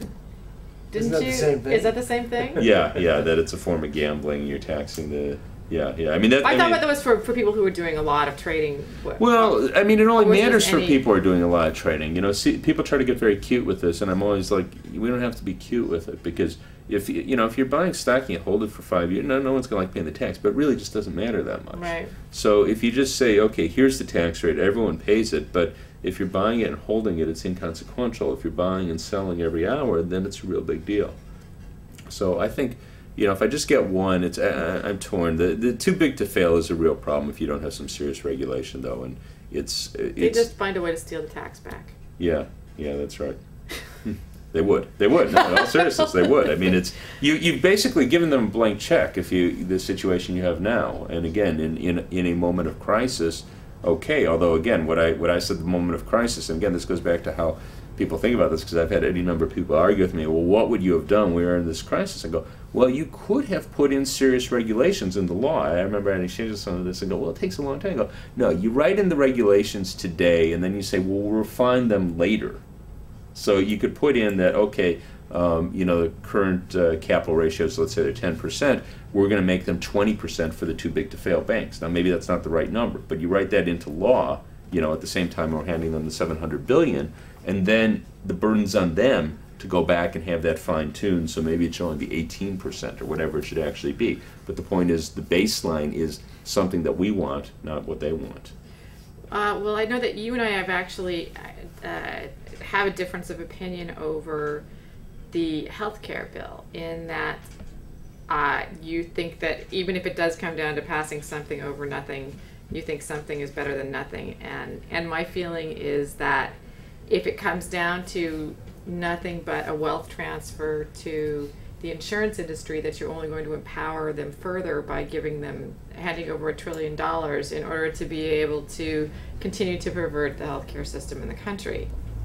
You can have a less than zero story, and we may end up there, in which case nothing would be. I mean, because if you're mandating insurance and you don't have effective regulation, which I don't know that they will, because keep in mind most of the regulations. Because it's worked out so well for the banks. Yeah. Well, and most of the regulations at the state level. So how good, so even if we have some and they're going to wipe states, that out too, right? NZ amendment?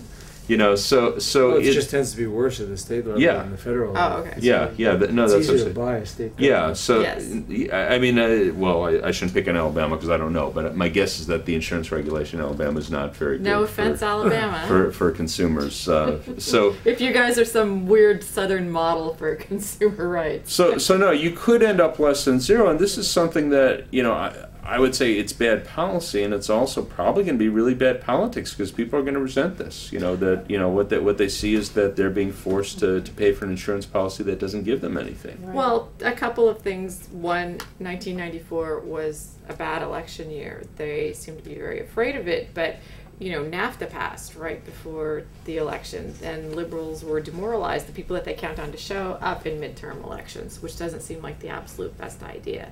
But two, there is a problem in the healthcare industry right now that they are going to have to deal with, and if you can keep a truly terrible bill from passing in the hope that they will have to address it in some other way, you don't think that's realistic? No. I mean, I have to say, if the scenario of them passing nothing, I think in all probability we will get like next to nothing. I mean, you could always say you get a little S-chip expansion, something like that, which is a good thing, but it's not. Or Medicare. I've heard them talk about Medicare expansion to like lowering the age limit on Medicare. I don't think that's a likely one. That's really expensive. Yeah. It's really, really expensive. So, I mean, if you got a Medicare buy-in, that'd be fantastic, but that's actually a very progressive policy. And, so there are things you could do that wouldn't in principle be all that hard, but I don't see anyone going near any of those things for, probably if we're lucky, say a second term of the Obama administration, which requires there being a second term of the Obama administration. And even then, I wouldn't necessarily bet on that. So I'm not looking forward to it going down, but I would certainly say, you could have packages, and it's certainly very possible at this point, where it would be better it went down. If you're mandating people get insurance and you don't have any reason to believe that that's going to be good insurance, that's the one plus that I think people should be really clear on. It's a huge plus. Most of us aren't insured. It doesn't matter that we have insurance. We're not really insured, because if we get sick, we're going to lose our jobs, and then we're going to lose our insurance. So we're really not insured, and that's the reality, and everyone should know that. So it's not 47 million that's uninsured. It's probably something like 147 million who, if they got a serious illness, they're not going to be insured. So if you had the elimination of discrimination based on pre-existing condition and mandatory issuance, that's a really, really big thing. So if we got that, that's a really big thing. But offsetting it on the negative, as I say, if you're requiring everyone to give money to the insurance industry that they might literally not be getting anything for, you have a high deductible policy that, you're a healthy person, you occasionally have some expense, but, it doesn't get covered because it's a high deductible policy. That's a hard one to sell. But you've also got an entire class of people who probably are being forced to buy insurance that they can't afford to use. It doesn't cover, a high percentage of your medical expenses. Having been through usual, reasonable and customary medical charges, and wound up with being fully insured with a $65,000 bill for my last bout of cancer, like, people get wiped out anyway, and what we're proposing that they have to buy into is something that they still can't afford to use. That's, again, a lot depends on what you end up with the subsidies, and then it also comes down to the regulation, because obviously the insurance companies, that's of course the big game. Every claim they don't pay is more profit for them. Now, if you had serious regulation, they don't get away with that. But there's how no confident? regulatory board. That's right. That's what I'm saying. By any of the bills, I don't believe. How confident are we going to be that they will actually be, required to pay the claims that they're supposed to pay? And I'm not hugely confident of that. So some influential liberal economists have downplayed the impact of war spending on our economic crisis. Why is this? What is the actual impact of war spending on our real economy? Well, I don't think it's actually that huge. I hope I don't get accused of that also. I mean, I just read them. Yeah. I mean, Dean just the two wars, it's a little over 1% of GDP. Obviously, there's other expenses that are not included, a lot more that's not included in that. But it isn't, people that are hoping that the war spending is going to become unaffordable, or that it's, what's total military spending now? Right? It's 4.5%. 4% of GDP. Yeah, I mean, we had 10, 15% in the 60s.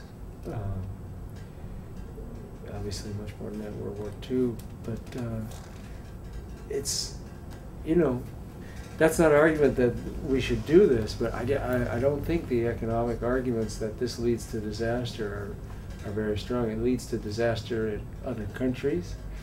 It leads to disaster for the thousands of soldiers who are either killed, wounded, come back with post-traumatic stress disorder, and all kinds of other things. I mean, it's a horrible human cost, but the economic costs are not going to help us very much putting an end to it. I think it's important that we, progressives understand clearly what they are, because, if you exaggerate it, I mean, you always exaggerate a little, but the point is, if you say things that are silly, it's easily dismissed, and it is a cost, and it's important to be put in some context. And we did a paper here a few years ago where we commissioned Global Insights. We got them because they're very centrist, very established, and, they're widely said on these things. So we had them use their model to show the economic impact of the Iraq War. We said an increase in military spending, roughly what we'd spent on the Iraq War, 1% GDP, sustained over a long period of time. And I knew what it would show. It shows that there's a loss of jobs, a loss in output. It doesn't lead to a collapse, but I think after 10 years you had somewhere around 600,000 fewer jobs than if you hadn't done the spending. And GDP's down by half to 3/4 of a percentage point, so you lose somewhere in the order of let's say 80 billion a year in output. It's not a disaster, but it does have a negative economic impact, and people should understand that. And also, part of my reason for doing this was we get into these arguments over environmental measures where, again, I know what the models will show, because they can't show anything but that you're interfering with the market. So it's going to give you a worse outcome. I mean, you don't even have to run the model. I mean, you have to run the model, find the exact number, but the fact that it'll give you a worse outcome, it has to. That's almost by definition. So, part of my rationale in doing that was saying, okay, you run these models and you show that if we want to have a carbon tax, that's going to cost 300,000 jobs, 500,000 jobs, and then you have all these people running around D.C. like chicken with their heads cut off. Well, could possibly do that. You go, well, you just had a war with Iraq. You never even talk about it. So it's at the very least. I mean, one of the things I like to say is, we could lose any argument once, but we shouldn't lose it twice. So if it's intolerable to lose that many jobs because we want to protect the planet, well, then how can you lose even more jobs from a war in Iraq and not even discuss it? With banks that are too big to fail and healthcare system that's out of control, is the broader question: is capitalism sick? You can take that one. Oh, okay. You get the easy ones. Well, yeah, I mean, it's pretty, I mean, I think everybody would, what do you call a Great Recession? That's certainly a sickness, no? I mean, I think that's what they're asking, So I think we are at a time where we need some serious reform. And we're obviously, as you know, not getting them. So what's going to happen? And I guess, a lot of people think that they have kind of a catastrophism, that you see that a lot, not the left, the right, and a lot of people even in the middle.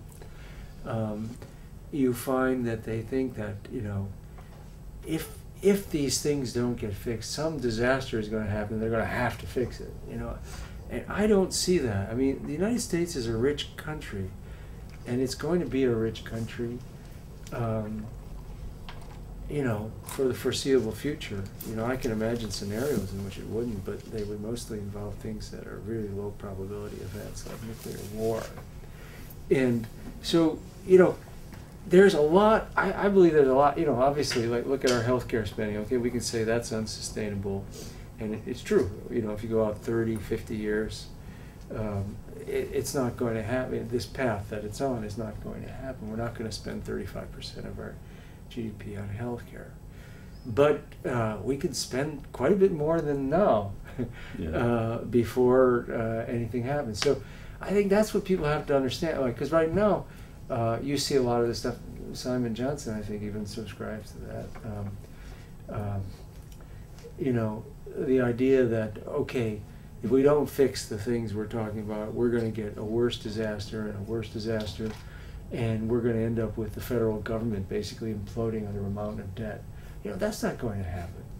And so really, it is up to us. We have to have the reforms. Things can get a lot worse. I mean, this country can become more and more like Latin American countries, The ratio of the top 10 to the bottom 10% here is about, 15 or 16 to 1. It used to be maybe 12, So it's gotten much more unequal by that measure and much worse by other measures. You saw what, the latest data from Piketty and Sias, where they looked at the last business cycle expansion, 5 years, 2002 to 2007. The top 1% got 65% of the income gains. I mean, pretty outrageous, I ought to have people in the streets for that. But that can go on for quite a while before we get to anywhere near the inequality that you have in Brazil, okay, or the mass poverty that you have, which we're not going to have because, we're not going to have anything like that because, it's a rich country. So I guess I'm only making this point not to say that, things are going to be all right. They're not. They can get worse, and they get worse for years and years. And the only thing that can stop it is really an actual active citizenry. I mean, people actually getting out there and forcing their members of Congress to vote for the reforms, the kind of stuff that you try and do, right? And that's what we're going to need. Because it isn't going to just collapse and then we'll be ready for the reform. Look at how close. Look at how bad it is right now. I mean, this is the worst since the Great Depression, and yet a year after the collapse, we have no serious reform of the financial system on the table. We don't have our health care reform. We don't even know what we're sitting here arguing about whether what we get is going to be worse or better than what we have. I mean, we don't have the union reform, labor law reform, card check, the Employee Free Choice Act doesn't look good for that. So here it is. I mean, it's true. It's not the Great Depression, so it's not really comparable to the Great Depression in the sense of a political and economic crisis. But it's the worst thing we've had since then, and yet we still haven't gotten much in the way of reform. And what is it? This doesn't make me pessimistic. I'm actually optimistic. Okay, I believe. It doesn't sound optimistic, but we are going to get these reforms. But more and more people have to, care enough to do something, and they have to be informed, and they have to go over the heads of the media, and of course the established political leaders. That's where people are going to have to run in elections more, and we don't have candidates that are. And I'm not talking about radical candidates. I'm talking about candidates who will just stand firm for the kind of basic reforms that 60 or 70% of the people already agree with. We don't have that. Well, also not not accepting the definition. So like working with Ron Paul's people, because that's what we have to do. There's a lot of people out there, again, might agree with them on almost nothing, but they want to see the banks reined in. So we want to see the banks reined in. So we got to work with them. Well, when I was talking about them having to do something about healthcare, it's not because people are getting sicker and sicker or it's getting more and more expensive. It's because the medical industrial complex itself, it's finding itself in an untenable position where it can't function because people either can't afford healthcare, they can't pay their bills once they get it, they have to go into bankruptcy. And what does it bother the medical industrial complex? because they want more people in the system, and if profits look pretty good. If it causes fewer and fewer people to be in the system, they're going to put pressure. The point is that I went into markup for some of the House bills, and it's like being on the in the floor of the Chicago Board of Trade these days. Like these lobbyists are paying like companies to hire homeless people to sleep in the streets, $3,500 a piece to get the seats in markup. And they're literally like screaming into cell phones and, telling, who voted on what for what amendment. And you can see like people, the Blackberries, people are, assistants getting notes and bringing them out to the Congress people. And I walked into the wrong room at one point, and it literally was a smoke-filled room with like green leather chairs that all the Congress members were sitting in. I mean, this is where people go for their profits these days. They go to Congress, and it's a matter of getting legislation that benefits you, big business. I know it's not new, but really they have turned it into like a fine. Oh no, they're ripping off left and right. I just don't see why that means they'll have to change anything. But that point. I mean, again, this is something I grew up in Chicago. We both grew up in Chicago with the Daily Machine. So we're used to government not being the democratic ideal. But what really drove this home for me is somewhere in the late 80s. I think it was more democratic than in a way. It probably was. Precinct captain. Yeah, no, it was responsive. It wasn't all just raising money in campaign commercials, right? Yeah. You had to talk to people and give them something. But there was, I believe, it was a Moyers special, Who Will Tell the People? I think it was based on a book by Grider, and it had, and I'm forgetting exactly who was the journalist there, but they were talking to some DC insider, and the guy, they're amazed at the corruption around the SNL scandal, and they're talking about, how come Congress isn't doing something. So the guy goes, well, why do you think people sit on the banking committee? The guy goes, well, they oversee the bank. He goes, people sit on the banking committee to get campaign contributions from bankers. And, in a certain sense, that's really obvious. You really, if you don't think of things that way, you don't understand Washington. The committee structure is a menu. So if you're going to sit on the banking committee, you get money from bankers. If you're going to sit on the defense committee, you get money from defense contractors. It's, you get a menu. Who are you going to get your campaign contributions from? Their job is to get reelected. Incidentally, some of them might be decent people who have this or that agenda. But first and foremost, their job is to get reelected. And if you don't understand that, you're in the wrong town. And so, ergo is capitalism sick? It's not doing real well.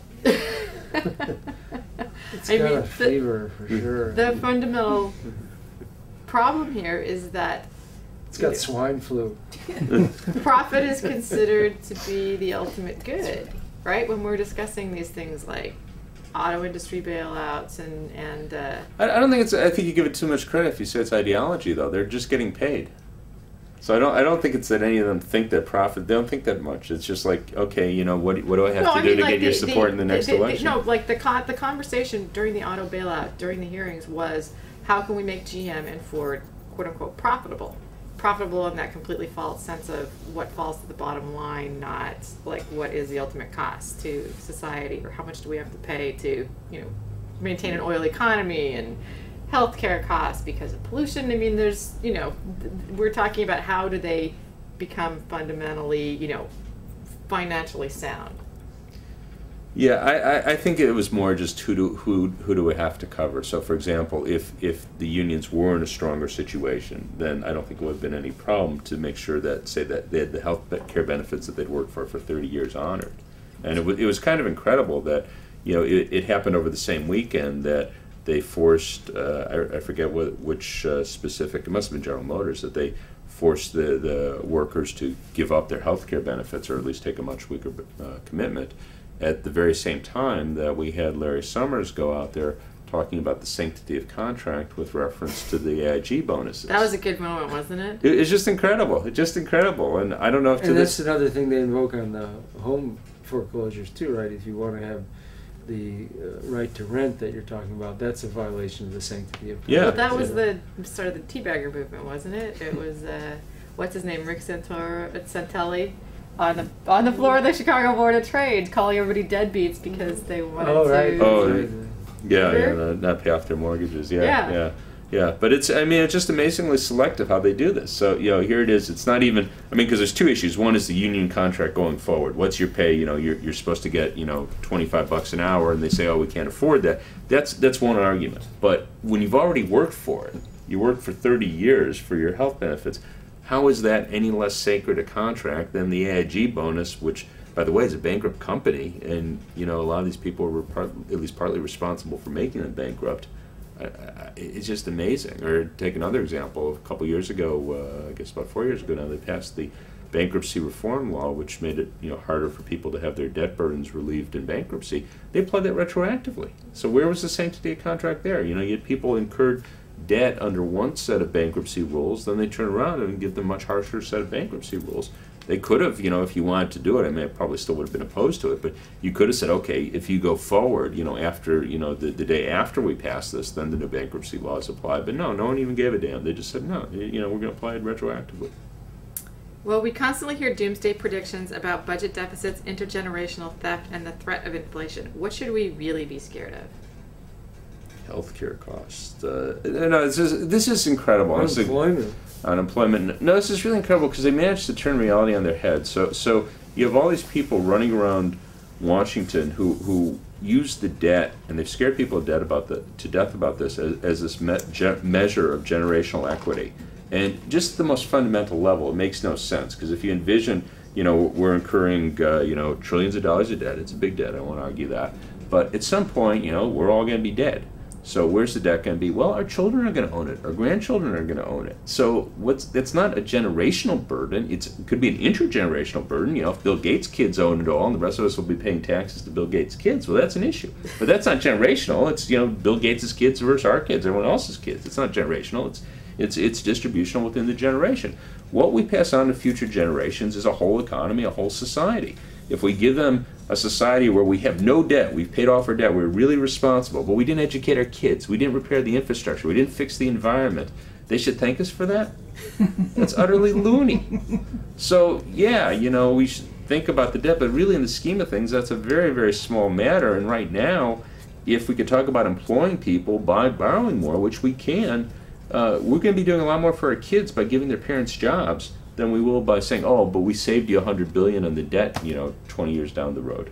Yeah, if anything, they're making an argument for financing more stimulus through money creation rather than through borrowing, if they're worried about that. But really, it is really true. This is going to be the next big battle that we're going to have to fight, right? Because obviously you have 10% unemployment projected for next year by the Congressional Budget Office. And, they're going to want, all the conservative forces and including many liberals, are going to they're going to want to cool off, or not, they're going to want to raise interest rates. They're going to oppose another stimulus, which we all think is going to be necessary, since this one was. And you said at the time. Very small. That's right. This stimulus is very small relative to the fall off in private demand that we've had from the collapse of the housing bubble. So these are the battles we're going to have ahead, and this is going to be a tough one, because look at the lineup. You have all these economists and all these politicians, and it's a popular idea too, because most people are not they're not well informed on this. They see debt, they think of debt of the federal government very analogous to their own household debt, and it's not like that at all. We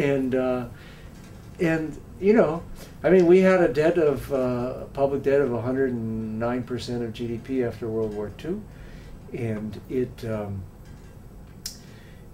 declined slowly as a percent of GDP, mainly because the economy grew. And it had, here we had the first, at least until 1973, it was the not only very rapid growth, one of the fastest growth we had in our history, but also well distributed. And that started off the period with this really huge debt. So debt has never historically been the determining factor in terms of how things go, going forward. So we are much better off. Dean's been emphasizing this a lot, but we are much better off even if we have to incur more debt, just to lower unemployment next year and the year after. And that's what's going to matter. Yet you're going to have a really hard battle, I think, on this, because the media is not going to understand it. Where are middle-class jobs going to come from? Well, any job could be a middle-class job, and I think it's really important to understand. It really depends on the social setting, the social supports for those jobs. So and the pay. Well, that's the pay. That's what gets you the pay, yeah. So, I mean, we have a lot of jobs here that, you look at the same jobs in Europe. People work at retail jobs, and they have health care, they have a pension, they have a standard of living that, certainly fits the definition of middle class by our views. Most part, retail jobs here won't do that. You're getting $8, $9, $10 an hour. Either you don't have health care, no pension for sure. So it really depends on your system of support. So obviously unions can be a very big part of that story. Certainly in Europe they are.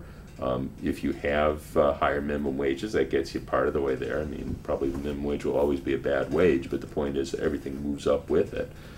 So you can have, I'm less worried that, about where the jobs are than what the jobs look like. And we've seen a lot of jobs, have gone the other way. So I got a kick out of this. There's Washington Post had a piece a couple years ago talking about how we have these low-paying jobs that only immigrants will do, and the two categories they gave were meatpacking and construction.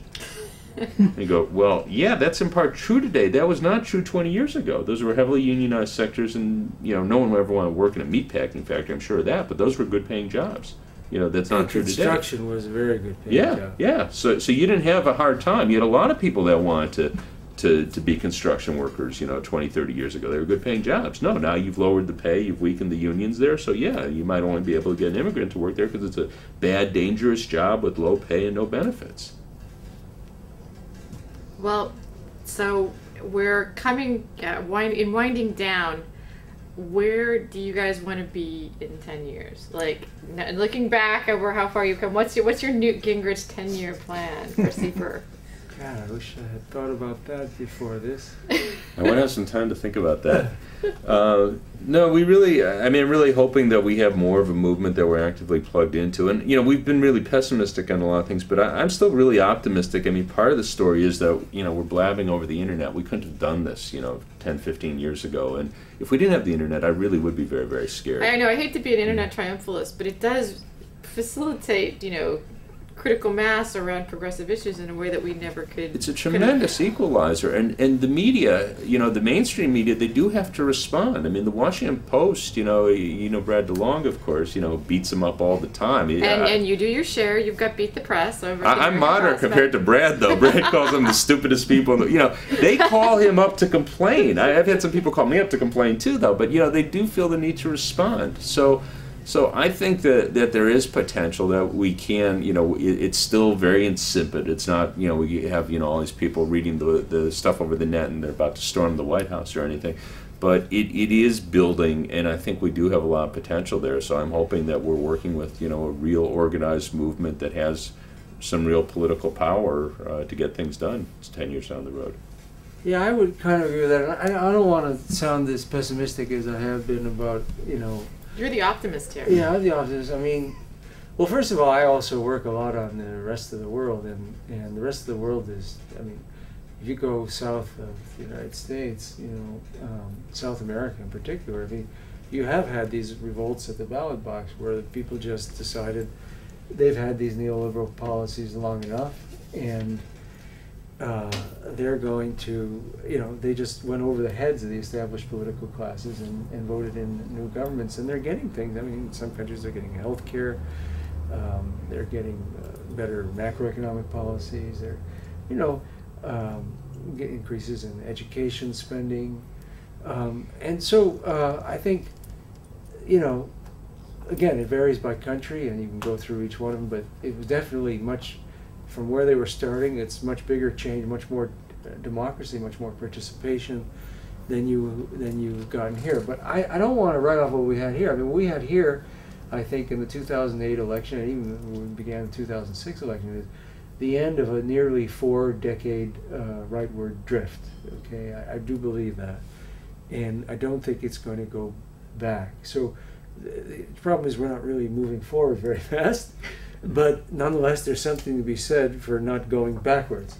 Now we could. I mean, I think it's still in question. You know, what's going to happen? You say Obama has 2 terms. You know, at the end of those 2 terms, is the distribution of income in this country going to be less, even more unequal than when he started? It is possible.